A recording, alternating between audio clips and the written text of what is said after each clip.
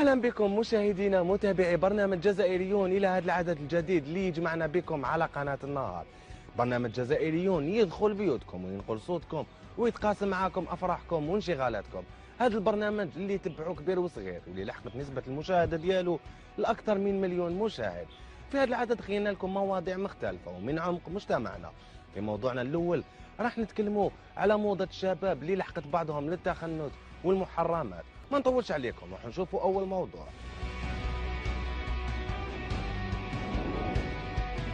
سراويل ضيقة ممزقة ونازلة، قصات شعر غريبة، الزيقة. هذه هي موضة شبابنا اليوم. هاد الشباب اللي ولاو يتبعوا كل ما هو غربي. حتى وين لحقنا اليوم نشوفوا في شوارعنا مخناتون يتجولوا عادي، وحتى ولاو يطالبوا بحقهم في الزواج. زميلتي كريمة سلامي تجولت في بعض شوارع العاصمة وعدت لنا بهذا الروبورتاج.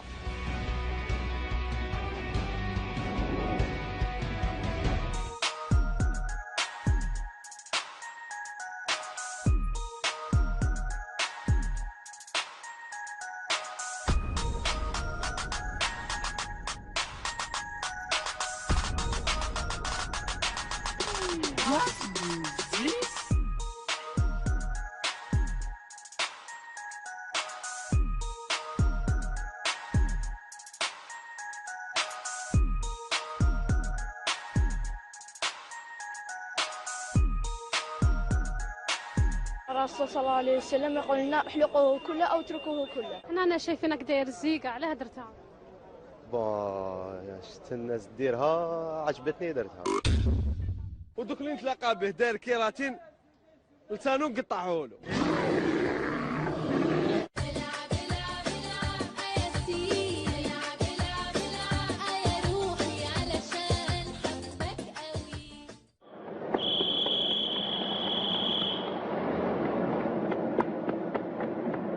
Pressé celui-là. Vas-y, arrête-le.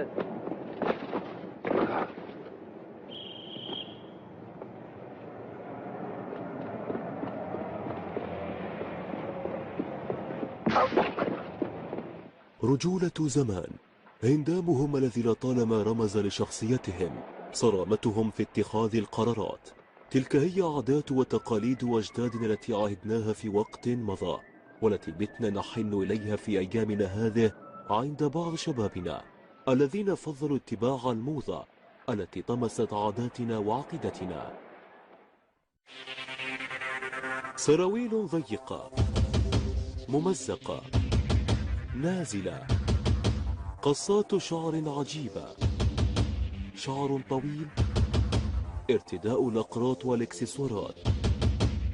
موضة لطالما ارتبطت بالجنس اللطيف، ولكنها للأسف عادت تحولت إلى الجنس الخشن. وبات واقع بعض شباب اليوم الذين فضلوا التخلي عن رجولتهم والتشبث بكل ما هو عصري حتى وإن كان مخالفا لدينهم. أنا عمان تبع العمر بيان سور نورمال، رجال لبسة جديدة تاع لي جون كالعادة باينة سامبل فوالا. نو لافلور من نفسه جامي تبع العمر. انا شايفينك داير الزيقه، علاه درتها؟ شفت الناس ديرها عجبتني درتها. على بالك اللي هذا التحفيف الحرام في القصر؟ بيان سور على بالي باللي حرام قاصع. لا مود تبع لا مود ما يقري حرام بصح الله يهدينا. تتبع لا مود؟ وي انت بلا مود.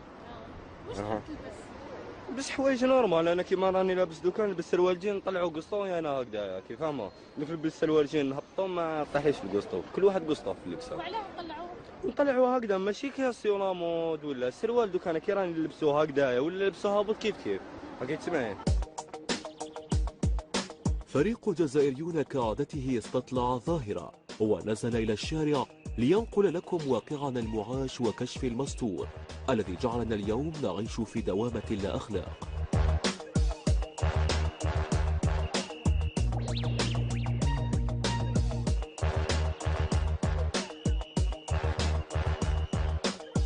الساعة تشير إلى 10 صباحا. وجهتنا الأولى كانت ساحة البريد المركزي. أطفال صغار لا يتعدى سنهم 12 سنة بقصات شعر نهى عنها رسولنا الكريم.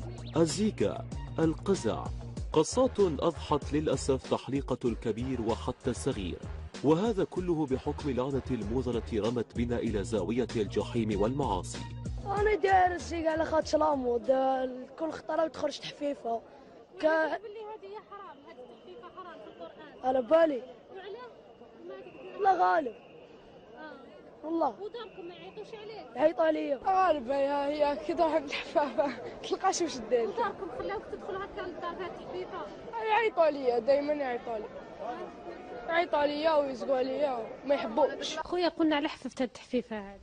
انا جا نتبع لامود تحفيفه اللي تخرج نديرها. نحن اليوم نتساءل أين هو دور الأولياء في توجيه وتربية أبنائهم الذين تركوا عاداتهم وتشبثوا بكل ما هو غربي. هاد اللي جا ما كارثه، ما فهمناش هاد الرجال تاعهم وين جابوها. انا هادو اللي يلبسوا مناقش ربوا ولادهم على هاد العادات وكاع ماشي ديالنا. احنا الجزائريين معروفين عندنا التقاليد ديالنا، عندنا الاسلام ديالنا. نورمالمون ربي في الايه يقول لك كما يقولوا راجل في بلاصتو راجل ومراه بلاصتها مراه. وهذه لا ديسيبلين تبدا من الصغر، كيفاش تربي ولادك. اذا المراه كانت ما تنصحش وليدها ولا دائما شغل في الطريق ولا تخدم ولا ما كاينش اللي يربيه.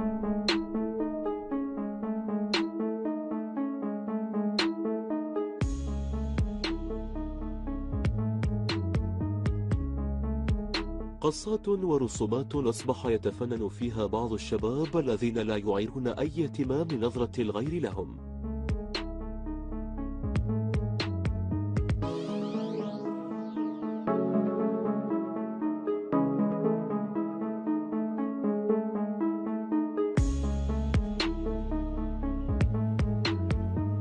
وفي المقابل تجد أصحاب محلات الحلاقة يرضخون لطلبات زبائنهم، فالمهم بالنسبة لهم الربح، وكل واحد مسؤول عن تصرفاتهم على حد قولهم.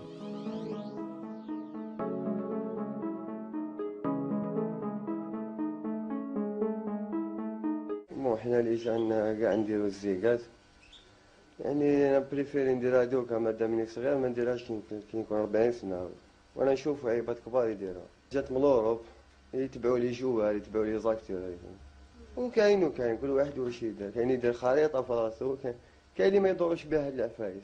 تحفيفة تاع زمان قليل ماهمش يجوا يحفوها، كان يجوا لي جان يديروا ديغرادي، كان يمشطوا على الكوتي كذا، كل واحد وشي بيريفيري.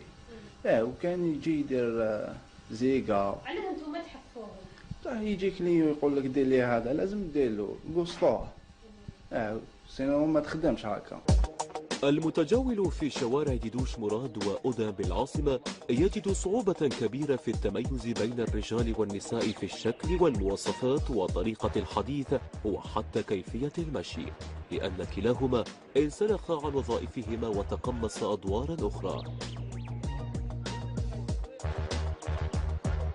كيف ولا، فالشاب أصبح يفضل ارتداء الحلق والملابس الضيقة والشعر الطويل.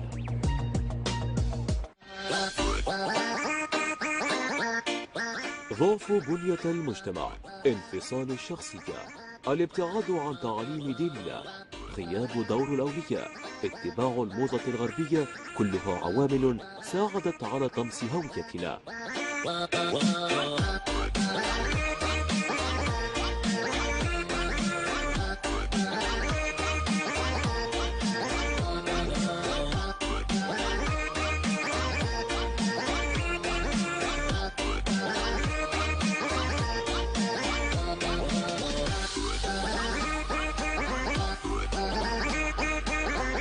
الحضارة العربية الإسلامية عندما تضعف وتتلاشى يصبح المواطن العربي والجزائري على الخصوص يصبح مولوعا باتباع مختلف الحضارات الأخرى، بما في ذلك مجال اللباس ومجال تسريحة الشعر إلى آخره. وهذا ما يفسر سلوكات الشباب في هذا الوقت أو في هذا الزمن، حيث نجد الشباب يلبسون ألبسة ضيقة وفي بعض الأحيان ممزقة، كما أنهم يتفننون في تسريحات الشعر، أو قد يلبس الرجل قرط أو يرتدي حتى سوار أو شيء من هذا القبيل. كل هذه التصرفات تنم عن ذلك. عندما نتكلم عن سلسلة الأسباب، فإن في علم النفس الاجتماعي معروف أن الجماعة المرجعية الأولى التي تبني الفرد وتنقش فيه مختلف التصرفات ومختلف العقائد هي الأسرة. موضة غربية، ألبسة رجالية ضيقة، إكسسوارات، عادات سلبية جعلت بعض شبابنا يتشبهون بالنساء، وهنا هي نتيجة تلك الموضة السلبية. من زمان ويا هكايا، عطيها من 91، عطيها من 91 حتى لون 2016. حنا الناس كيشوفوا يدير لي مانيير يقول لك هذايا هكا بصح هذا لا هذا كاين حاجه ربي. دوك شوفي جوزي ما تفرقي اذا مراه ما تفرقي اذا راجل، سواء من اللبسه سواء من لي جيست سواء من الهضره سواء من كلش. ديروا هكذا ديروا هكذا يلبسوا البوم زبوط يبدا يحكي معاك بواحد لا فازون. رانا نشوفوهم باللي كثروا في الجزائر، باللي راهي ظاهره منتشره بزاف. البروبليم هو يجي بروفوكيك شغل ما فيهم لا حشمه لا قد ما. وانت جاو بروفوكاوك ديجا ما قبل ولا جامي؟ جاو ديجا صراحه. عليك جاو بروفوكاو. التخنث التي كانت في وقت مضى من الطابوهات أصبحت للأسف واقع مر نعيشه في مجتمعنا الجزائري اليوم. حالات عدة تلك التي نصادفها في شوارعنا. كيف يدخل دارهم مقطع حواجبه ولا داير شعره هكايا، نقتلو انا داير شعره هكا بحال المراه. الناس قالت دوك ولا تلف كنت بلاو اذا مراه ولا راجل. نحس روحي مراه شغل ما يخزروا فيه مراه. ينعل الله النامصات المتنمصات اللي درا راجل. أنيس صاحب 23 سنة فضل أن يعيش حياته حياة التخنث بجسم رجل وتصرفات امرأة. الصدمة كانت كبيرة ونحن نتبادر أطراف الحديث معه، والغريب أنه كان يتكلم بكل ثقة واعتزاز. فلنتابع. بالطبع بالطبع. اسمي سامي، عندي 23 سنة. ملي كنت صغير هكا نحب ندير عفايس تاع النساء، عايش حياتي كيما الناس. من الدار ما نخرج، نحب نخدم الشغل نطيب. من الدار ما نخرج لا جورني كاع وانا في الدار. انا نمشي كي المراه والمشيه تاعي جابت لي بروبلام و كاين اللي يحب هكا وكاين اللي ما يحبش، كل واحد وكيفاش. انا نحس روحي مراه ندير تاع مراه. واش دير كاع؟ نديرهم كاع فوندو تاع نبت شعري نلقط حواجبي، نماكي نمشط نلبس حوايج تاع النساء. واش تلبس باغ اكزومبل حوايج تاع النساء؟ نلبس لي غاب، نلبس لي زونسومبل، سباب الطالو ايغوي. تعرف تمشي بالايغوي؟ نعرف نمشي، انا ما نعرفش نمشي. تشوف طفله برا تعجبك عندك ميولات ليها ولا ما تزعزعنيش ميم با. انا نشوف طفله كي تكون واش تكون ما تزعزعنيش، بصح نشوفها راجل الشباب يسموني طاير طاير طاير. كان عيط لي جاي. الحمد لله. من عندك؟ عندي بالطبع بالشنو بالطبع. هذيك هي كمل فيها كاين. هو عينة من بين عينات كثيرة مهووسة بالموضة بسلبياتها لنصل إلى ما وصلنا إليه اليوم. هذه الأزمة الأخلاقية التي يعيشها الشباب الجزائري تولد عنها فئة ما يسمى بالمخنثين. المخنث هو ذكر بيولوجيا، لكن كل تصرفاته وكل ميولاته أنثوية. وهذه الفئة لها عدة أسباب للظهور. فتارة تجد الشاب يعيش في محيط نسوي بامتياز، تربيه أمه على سلوكات نسوية منذ الصغر فينمو على ذلك، أو في بعض الأحيان ناجم عن تقليدات ناجمة عن وسائل إعلام معينة. وإن اعترف المجتمع بهذه الفئة فإن هذا المجتمع قد أمضى على خرابه. وانت حاب تبدل روحك؟ ما قدرتش. كيفاش ما؟ سيت نبدل المشية، سيت كما يقول لك نجبد روحي على هاد العفايس كاع، نقول باللي نبدل ومن بعدك نولي الحالة اللي راني فيها. صور صادمة وتصريحات جريئة تعبر عن واقع الشباب في مجتمعنا المحافظ. ديروا هكذا. انا جا نتبع لا مود تحفيفه اللي تخرج نديرها. الذي تجرد من قيمه بفعل الموضة والعصرنة التي قضت على هويتنا ورمت بنا في دائرة المحرمات. فهي دعوة منا لكل واحد: عودوا لأصالتكم ولأصالة أجدادكم.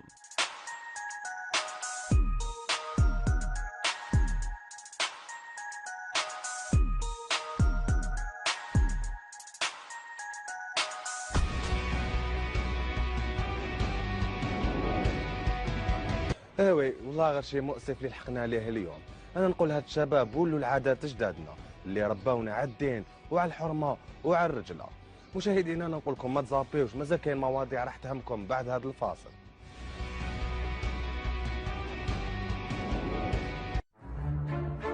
اي حد وصل للمرحله